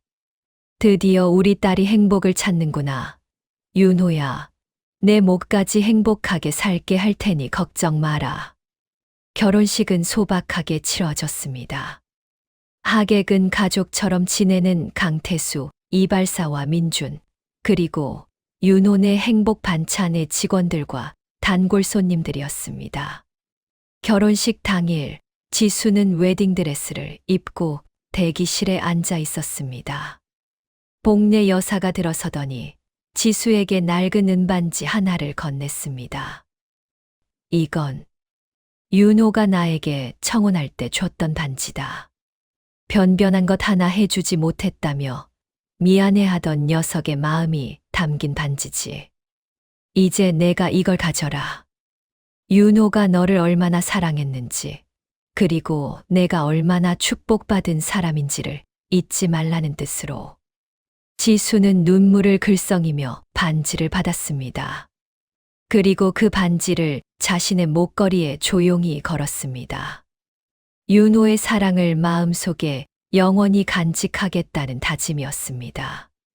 결혼식에서 가장 감동적인 순간은 줄에석이 아닌 혼주석이었습니다. 복례 여사는 지수의 친정어머니 자리에 앉았습니다. 그녀는 눈물을 글썽이며 미소 지었고 지수를 향해 고개를 끄덕였습니다. 지수는 복례 여사의 따뜻한 눈빛 속에서 자신이 얼마나 많은 사랑을 받았는지 다시 한번 깨달았습니다. 강태수 이발사도 복례 여사의 옆에 앉아 지수를 축복해 주었습니다. 피는 섞이지 않았지만 사랑으로 맺어진 세 가족의 아름다운 결합이었습니다. 신혼여행을 다녀온 후 지수와 김민석은 복례 여사와 함께 살기로 결정했습니다. 복례 여사는 처음에는 너희끼리 살아라며 반대했지만 지수와 김민석의 진심에 결국 눈물을 글썽이며 승낙했습니다. 우리 엄마, 내가 평생 잘 모실게요. 걱정 마세요. 김민석이 복례 여사를 꼭 안아드렸습니다. 지수는 윤호의 숭고한 사랑이 자신에게 남겨준 새로운 가족과 두 번째 행복 속에서 가장 따뜻하고 평안한 삶을 시작했습니다. 그녀의 삶은 더 이상 슬픔이 아닌 사랑으로 가득 차 있었습니다. 지수와 김민석, 그리고 복례 여사의 새로운 3인 가족은 행복한 나날을 보냈습니다. 김민석은 약속대로 복례 여사에게 친아들 이상의 존재가 되어 주었습니다. 매일 아침 출근 전 복례 여사가 좋아하는 연한 커피를 내려드리고 퇴근 후에는 반찬 가게에서 가져온 재료로 직접 저녁 식사를 준비했습니다. 복례 여사는 늘 웃음꽃이 피었습니다. 아이고, 민석아. 내가 사위인데 어째 내가 나를 더 챙기니. 지수보다 내가 낫다, 녀석. 어머님, 제가 세상에서 가장 사랑하는 두 분인데요. 이 정도는 해야죠. 김민석은 복례 여사를 안고 장난스럽게 웃었습니다. 지수는 그런 김민석의 모습을 보며 다시 한번 깊은 안정을 느꼈습니다. 윤호가 자신에게 사랑의 유산을 남겼다면 김민석은 그 유산 위에 삶의 평화를 선물해 주었습니다.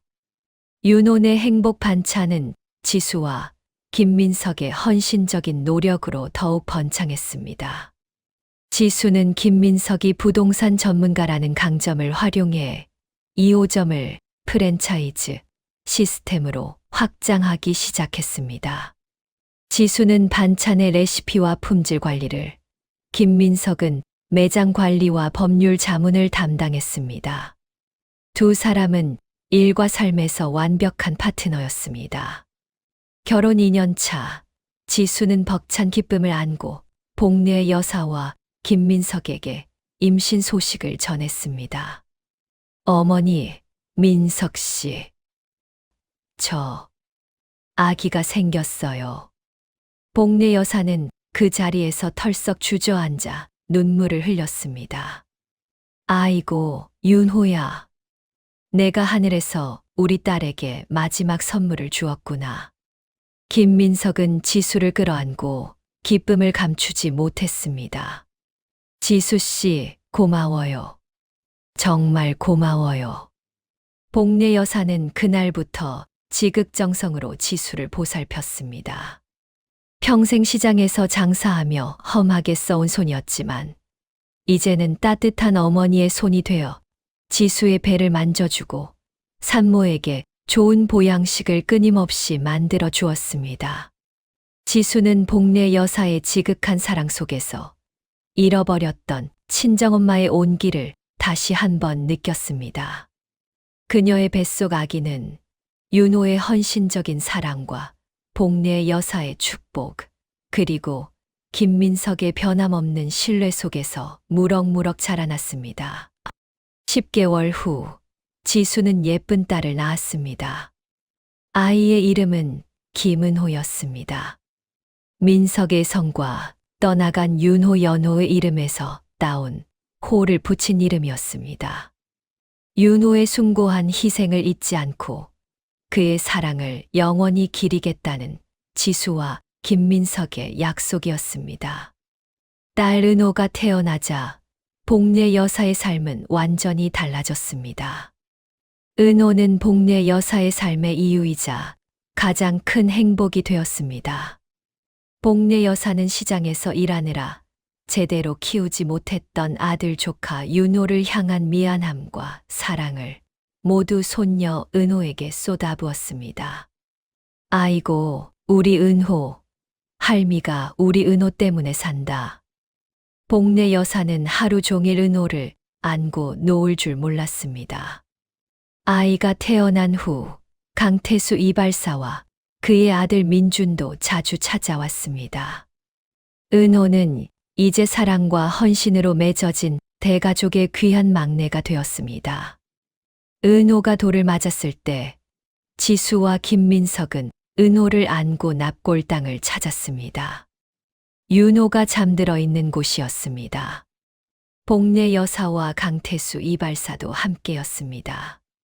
지수는 납골함 앞에 작은 은호의 손을 대고 속삭였습니다.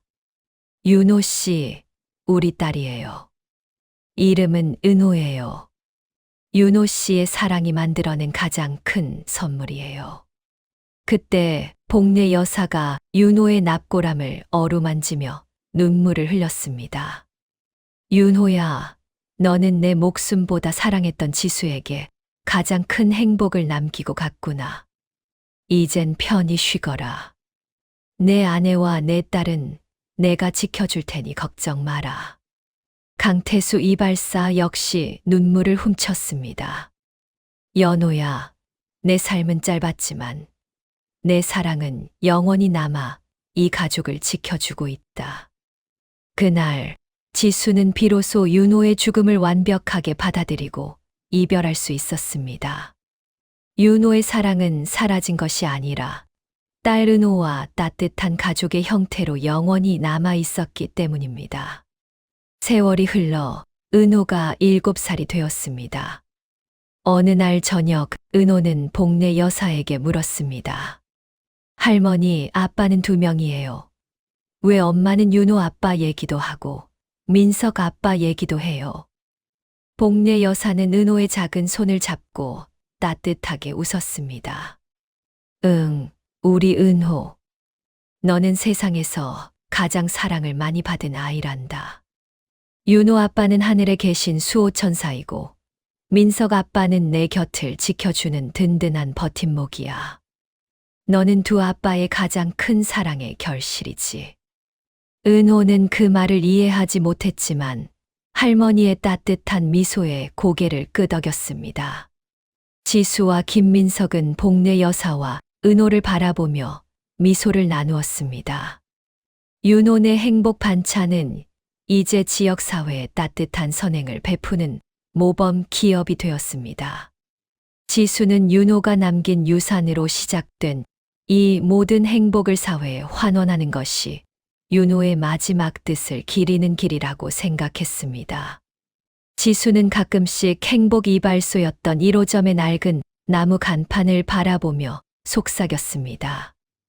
윤호 씨, 당신이 남긴 사랑 덕분에 저와 어머니, 그리고 우리 딸 은호는 세상에서 가장 행복한 가족이 되었어요.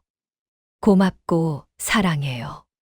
사랑은 때로 이별과 희생이라는 잔인한 모습으로 다가왔지만 그 끝에는 결국 가장 순도 높은 행복이 남아 이들을 영원히 감싸 안았습니다.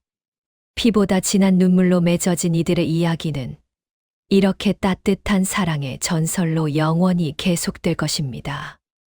은호가 7살이 되어 유치원을 다니기 시작했을 무렵 윤호네 행복 반찬은 5번째 지점을 열 준비를 하고 있었습니다. 지수는 이제 성공한 사업가이자 복례 여사를 극진히 모시는 딸, 그리고 김민석의 사랑스러운 아내이자 현명한 엄마였습니다. 그녀의 삶은 윤호가 남긴 사랑의 씨앗이 완벽하게 꽃을 피운 형태였습니다. 복례 여사는 이제 반찬 가게 일에서 완전히 손을 떼고 오직 손녀 은호의 할머니 역할에만 전념했습니다. 매일 아침 은호를 유치원에 데려다주고 오후에는 손을 잡고 공원에서 산책하며 옛날 이야기를 들려주었습니다. 할미, 윤호 아빠는 정말 하늘에서 우리를 보고 있어요? 은호가 어느 날 물었습니다. 복례 여사는 따뜻하게 웃었습니다. 그럼 우리 은호가 밥 잘 먹는지, 공부 열심히 하는지 하늘에서 제일 먼저 보고 있단다. 윤호 아빠가 우리 은호 지켜주는 수호천사니까. 은호는 그 말을 들을 때마다 고개를 끄덕이며 왠지 모를 든든함을 느꼈습니다. 아이의 마음속에는 이미 2명의 아빠가 따뜻한 사랑으로 공존하고 있었습니다. 사업이 안정되자 지수는 복례 여사와 김민석에게 함께하는 시간을 늘리자고 제안했습니다. 어머니, 민석 씨, 저희가 너무 일만 했어요. 이번 주말에는 다 같이 가족 여행을 떠나요. 어머니, 바다 보고 싶으시다고 하셨잖아요. 복례 여사는 소녀처럼 기뻐했습니다. 바다, 아이고, 내가 바다를 본 지가 언제인지. 좋다, 좋다. 우리 은호도 바다 구경시켜주자. 김민석은 이미 모든 예약을 마친 상태였습니다. 어머님, 제가 동해 바닷가에 있는 조용한 펜션을 예약해 두었습니다. 은호가 모래놀이 할 수 있는 깨끗한 곳으로요. 세 사람은 은호를 데리고 동해로 떠났습니다. 오랜만에 함께 떠나는 가족 여행이었습니다. 지수는 복례 여사의 팔짱을 끼고 모래사장을 걸었습니다. 복례 여사의 얼굴에는 잔잔한 행복이 가득했습니다. 지수야, 내 덕분에 내가 이런 호강을 다 누린다. 윤호가 나에게 너를 남겨준 건 가장 큰 축복이었어. 어머니, 저도 어머니 덕분에 이렇게 행복해요. 윤호 씨가 저희에게 남긴 가장 큰 유산은 서로를 사랑하는 마음이었으니까요. 지수는 문득 윤호가 남겼던 낡은 은반지를 걸어둔 목걸이를 만져보았습니다. 그녀의 목에 걸린 그 작은 반지는 윤호의 영원한 사랑을 상징하고 있었습니다. 여행지에서 돌아온 후 지수는 복례 여사를 모시고 강태수 이발사가 있는 행복 이발소 건물로 향했습니다. 1층은 이미 반찬 가게 1호점으로 바뀌었지만 2층에는 강태수 이발사가 여전히 살고 있었습니다. 복례 여사와 강태수는 이제 친남매이자 인생의 동반자처럼 서로를 의지하며 살았습니다. 복례 여사가 종종 반찬을 만들어 가져가면 강태수는 그녀의 머리를 다듬어 주었습니다. 오빠, 나 머리 좀 다듬어 줘. 우리 은호가 할미 머리 예뻐야 유치원 자랑한대. 복례 여사가 웃으며 말했습니다. 강태수는 복례 여사를 이발 의자에 앉히고 거울을 보게 했습니다. 내가 웃으니까 내가 다 좋구나. 윤호 그 녀석이 너를 얼마나 걱정했는지 이제 하늘에서 편안히 눈 감을 수 있겠지.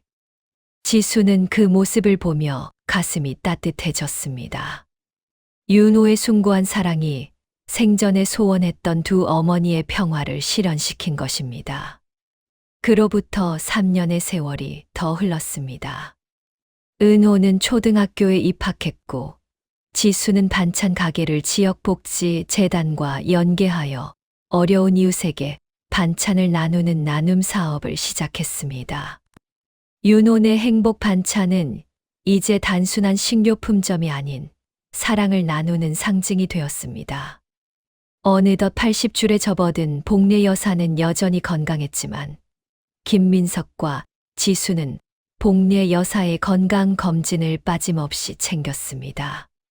그해 겨울 복례 여사는 윤혼의 행복 반찬 본사 건물 앞에서 지수에게 작은 봉투를 건넸습니다.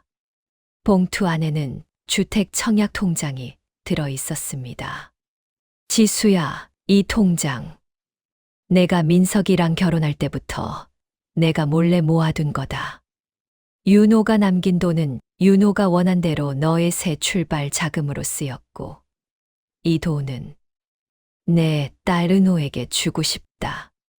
내가 은호에게 친엄마의 정성을 보여줄 수 있도록 말이야.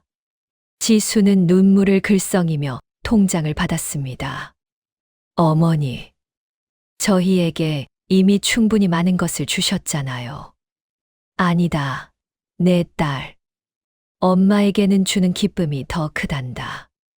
너도 윤호에게 받았듯이 사랑은 베풀 때 더 커지는 법이다. 우리 은호, 이 돈으로 나중에 행복한 집 마련해서 살았으면 좋겠다. 복례 여사의 무한한 사랑과 베풀음은 끝이 없었습니다. 그녀는 윤호가 남긴 사랑을 이어받아 이제 그 손녀에게까지 희망의 유산을 전달하고 있었습니다. 지수는 복례 여사의 손을 잡고 눈 오는 거리를 걸었습니다.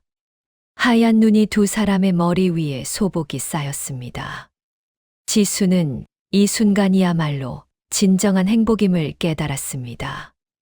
윤호가 남긴 숭고한 사랑의 불씨, 복례 여사의 헌신적인 사랑의 온기, 그리고 김민석의 변함없는 신뢰가 만들어낸 이 모든 기적 같은 삶은 앞으로도 이들 가족을 영원히 축복할 것입니다. 은호가 초등학교 고학년이 되고 윤혼의 행복 반찬은 이미 지역을 넘어 전국적으로 알려진 사회적 기업으로 성장했습니다.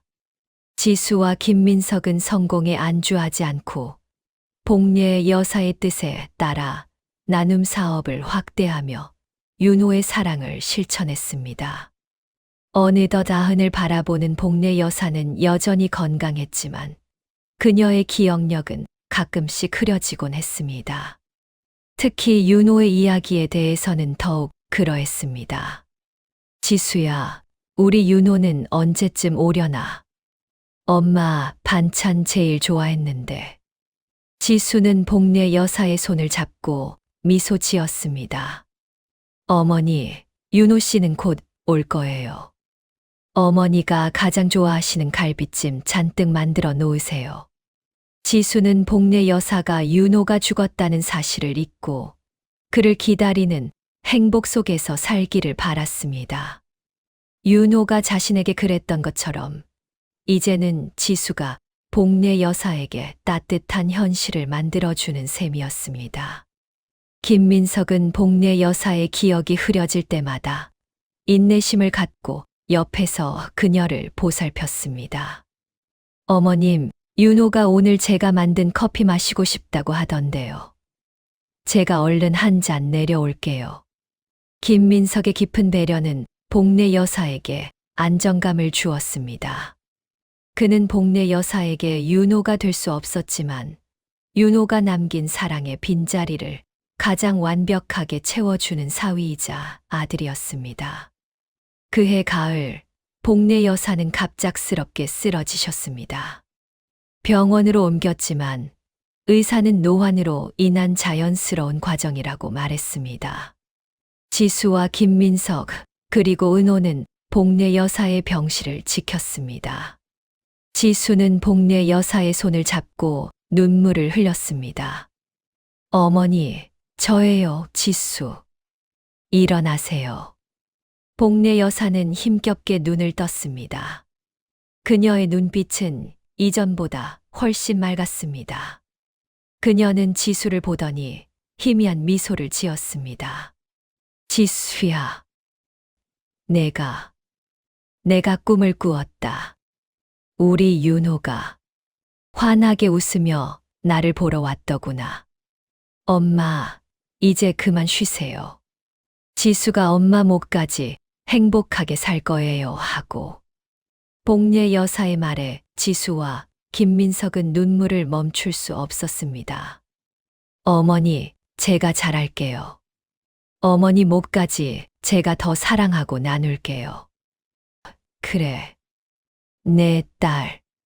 내가 내 덕분에 평생 받아보지 못한 사랑 다 받았다.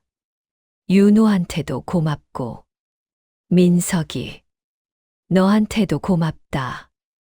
복례 여사는 김민석의 손을 잡고 힘겹게 고마움을 전했습니다. 어머님, 이제 편안하게 쉬세요. 제가 지수와 은호를 잘 지킬게요. 윤호가 남긴 사랑, 제가 영원히 이어갈게요. 복례 여사는 김민석의 말에 안심한 듯 눈을 감았습니다. 그리고 마지막으로 지수를 향해 희미하게 속삭였습니다. 우리 윤호네 행복 반찬 오래오래 행복해야 한다.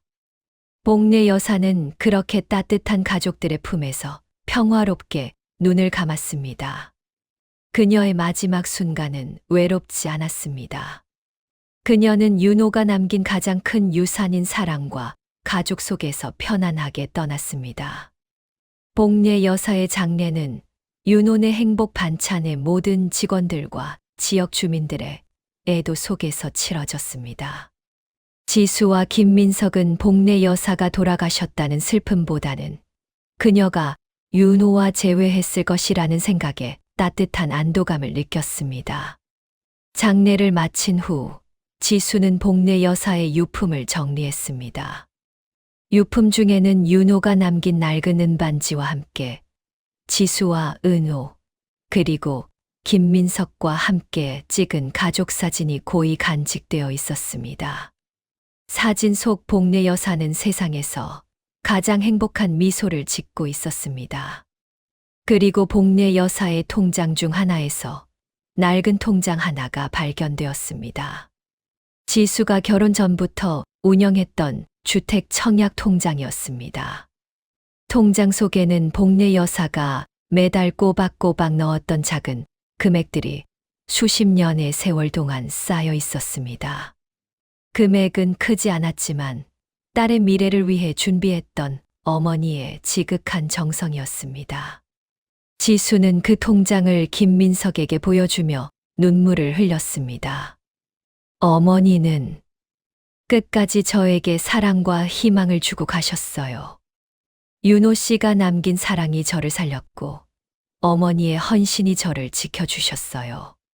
저는 이제 이 두 분의 사랑을 잊지 않고 우리 딸 은호에게 물려줄 거예요. 김민석은 지수를 끌어안았습니다.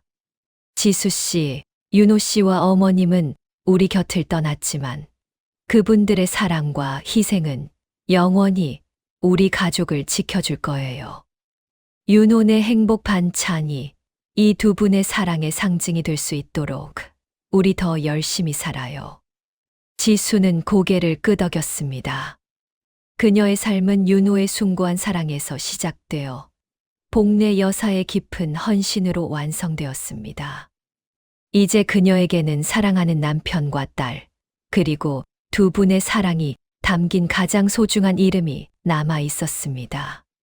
지수는 윤혼의 행복 반찬의 간판을 바라보며 미소 지었습니다. 사랑과 희생으로 맺어진 이들의 이야기는 이렇게 영원한 따뜻한 가족의 전설로 남을 것입니다. 복례 여사의 헌신적인 사랑 속에서 지수는 슬픔을 딛고 다시 일어섰습니다. 어머니가 마지막까지 남긴 정성과 사랑은 윤혼의 행복 반찬을 이끌어갈 지수의 가장 큰 동력이 되었습니다. 그녀는 어머니가 손녀 은호를 위해 준비했던 주택 청약 통장과 윤호가 남긴 은반지를 가장 소중한 보물로 간직했습니다. 지수 씨, 어머니도 윤호 형도 이제 편안하실 거예요. 우리가 행복하게 사는 게 그분들께 최고의 효도죠. 김민석은 지수의 손을 잡고 위로했습니다. 김민석의 말처럼 지수는 슬픔을 에너지로 바꾸었습니다. 복례 여사의 사랑과 나눔 정신을 기리기 위해 지수는 기업 차원에서 이복례 나눔 재단을 설립했습니다. 재단의 목표는 복례 여사가 평생 고생하며 살아온 독거노인과 소외계층에게 윤혼의 행복 반찬의 따뜻한 반찬을 정기적으로 전달하는 것이었습니다. 이로써 윤호의 희생으로 시작된 사랑의 이야기는 복례 여사의 헌신을 거쳐 지역 사회를 따뜻하게 보듬는 나눔의 정신으로 확장되었습니다. 지수는 두 사람의 사랑을 가장 아름다운 방식으로 세상에 환원하고 있었습니다. 세월이 또다시 흐르고 은호는 어느덧 대학생이 되었습니다. 은호는 엄마 지수와 아빠 김민석의 사랑을 듬뿍 받으며 바르게 자랐습니다. 그녀는 윤호 할아버지와 복례 할머니의 이야기를 들으며 자랐기에 사랑과 희생의 가치를 누구보다 잘 알고 있었습니다. 은호는 경영학을 전공하며 윤혼의 행복 반찬의 미래 CEO를 꿈꾸고 있었습니다. 엄마, 저는 꼭 할머니와 윤호 할아버지의 뜻을 이어서 저희 반찬을 세계적인 나눔 브랜드로 만들고 싶어요. 은호의 당찬 포부에 지수와 김민석은 흐뭇하게 웃었습니다. 지수는 은호의 손을 잡고 말했습니다. 우리 딸, 내가 어떤 일을 하든지 엄마와 아빠는 항상 너를 응원해. 하지만 명심해야 할 것은 이 사업은 단순히 돈을 버는 일이 아니라는 거야. 이건 사랑을 나누는 일이란다. 은호가 대학 졸업반이 되었을 무렵 지수와 김민석은 오랜만에 강태수 이발사를 찾아갔습니다. 강태수 이발사는 여전히 1호점 건물 2층에서 조용히 살고 있었습니다. 그는 이제 이발소를 완전히 닫고 취미로 동네 어르신들의 머리만 다듬어 주고 있었습니다. 아이고, 지수야, 민석아. 너희 올 줄 알았다. 우리 연호가 꿈에 나와서 너희 잘 산다고 자랑하더라.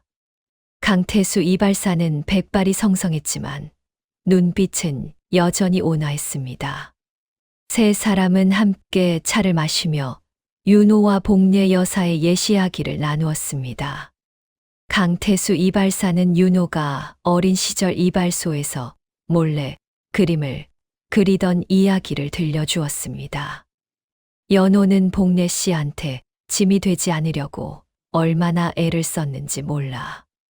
하지만 그 녀석이 남긴 사랑 덕분에 너희는 이렇게 큰 가족이 되었으니 연호의 삶은 헛되지 않았어. 지수는 강태수 이발사에게 윤호가 남긴 은반지 목걸이를 보여주었습니다. 아버님, 윤호 씨가 저에게 남긴 가장 큰 유산은 이 반지예요. 제가 사랑받고 있다는 사실을 잊지 않게 해주는 증표죠. 강태수 이발사는 고개를 끄덕였습니다. 그렇지. 우리 연호는 사랑을 줄 아는 아이였지. 이제 너희가 그 사랑을 지켜야 한다.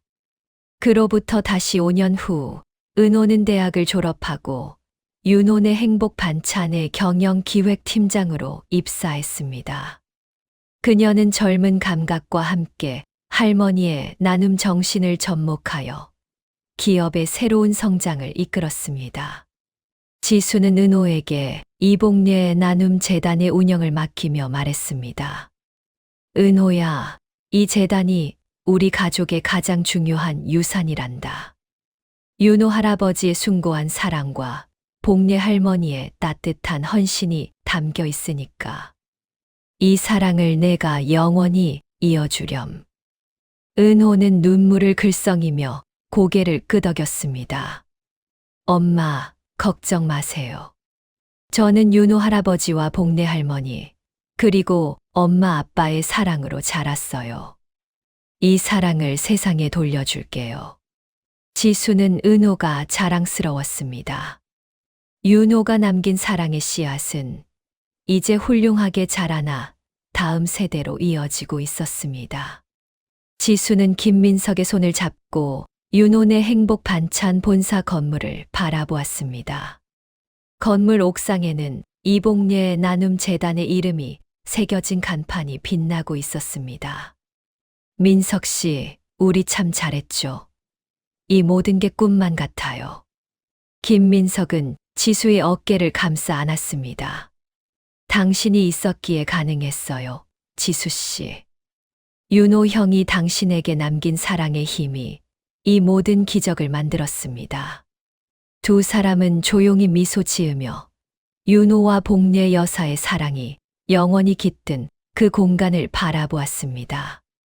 그들의 이야기는 희생과 헌신, 그리고 새로운 시작으로 이어지는 따뜻한 가족 사랑의 전설로 영원히 기억될 것입니다. 은호가 이복례 나눔 재단을 이끌기 시작한 후 지수는 남편 김민석과 함께 은퇴 후의 삶을 준비했습니다. 그들은 젊은 시절부터 꿈꿔왔던 대로 복례 여사가 살던 작은 단독 주택을 개조하여 조용하고 아늑한 보금자리를 마련했습니다. 지수와 김민석은 그 집을 행복의 집이라고 불렀습니다. 이 집은 복례 여사가 지수에게 새 출발의 용기를 주고자 계약했던 바로 그 아파트 대신 두 사람이 함께 이루어낸 진정한 보금자리였습니다. 지수는 은퇴 후에도 윤혼의 행복 반찬 1호점 건물, 즉 옛 행복 이발소 건물을 자주 찾았습니다. 1층은 이제 은호의 재단 사무실과 나눔 반찬 제작을 위한 작은 주방으로 사용되고 있었습니다. 어느 맑은 봄날, 지수는 1호점 2층에 홀로 살고 있는 강태수 이발사를 찾아갔습니다. 강태수 이발사는 90이 가까워지는 나이에도 여전히 정정했고 조용히 책을 읽으며 여생을 보내고 있었습니다. 아버님, 저 왔어요.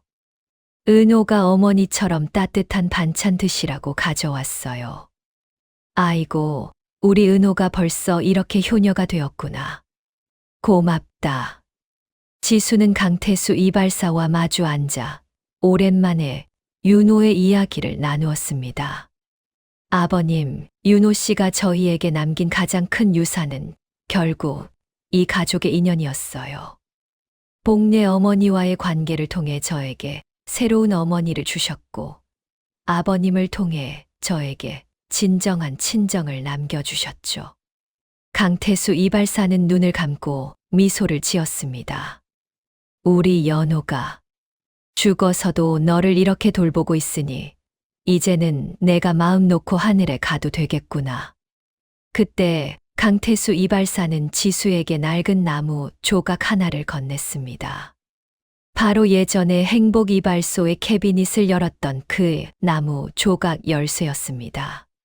지수야, 이 나무 조각은 연호가 세상에 태어났을 때 내가 기념으로 깎아준 거야. 연호의 가장 소중한 꿈이 담겨 있었지. 이제 너와 은호가 이 꿈을 이어가니 이 나무 조각은 너희에게 가장 잘 어울린다. 지수는 나무 조각을 받아들고 눈물을 글썽였습니다. 작은 나무 조각에는 윤호가 꿈꿨던 가족의 행복이라는 의미가 담겨 있었습니다. 몇 년 후 강태수 이발사 역시 평화롭게 잠들었습니다. 지수와 은호, 김민석은 복례 여사의 옆에 강태수 이발사를 모셨습니다. 이제 윤호 복례 여사, 강태수 이발사 세 분은 피는 섞이지 않았으나 사랑으로 맺어진 영원한 가족으로 함께 잠들었습니다. 그들의 헌신적인 사랑은 윤혼의 행복 반찬과 이복례 나눔 재단을 통해 영원히 살아 숨 쉬고 있었습니다. 지수는 은호가 자신의 삶을 완벽하게 이어받았음을 확인한 후 김민석과 함께 둘만의 여생을 즐기기로 했습니다. 그들은 젊은 시절 복례 여사가 사주었던 여행 가이드북을 들고 두 사람이 함께 여행하지 못했던 곳들을 하나씩 찾아다녔습니다. 그들의 여행길에는 항상 따뜻한 미소와 서로를 향한 변함없는 신뢰가 함께했습니다. 어느 해봄, 지수와 김민석은 이름 모를 바닷가 마을을 찾았습니다. 지수는 파도가 부서지는 바닷가를 걸으며 자신의 목에 걸린 윤호의 은반지를 어루만졌습니다. 윤호 씨, 저 잘 살고 있어요. 당신이 남긴 사랑 덕분에 저 이제 세상에서 가장 행복한 사람이 되었어요. 그때 김민석이 지수에게 다가와 어깨를 감쌌습니다. 지수 씨, 당신은 윤호 형의 사랑을 가장 아름답게 완성했어요. 당신은 사랑과 헌신의 의미를 세상에 보여줬습니다. 지수는 김민석의 품에 안겼습니다. 그녀는 윤호의 희생과 복례 여사의 헌신, 그리고 김민석의 변함없는 사랑 속에서 자신이 얼마나 축복받은 존재인지를 다시 한번 깨달았습니다.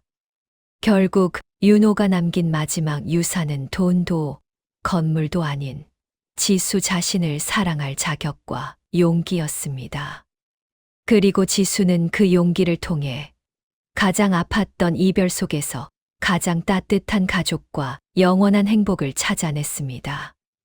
에필로그. 윤혼의 행복 반찬은 은호의 손에서 전국적인 나눔 기업으로 성장했습니다.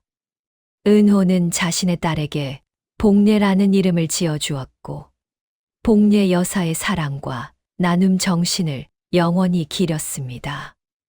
은호의 딸 복례는 유치원 발표회에서 할아버지, 할머니, 그리고 하늘에 계신 수호천사 윤호 할아버지의 사랑 이야기를 발표했습니다.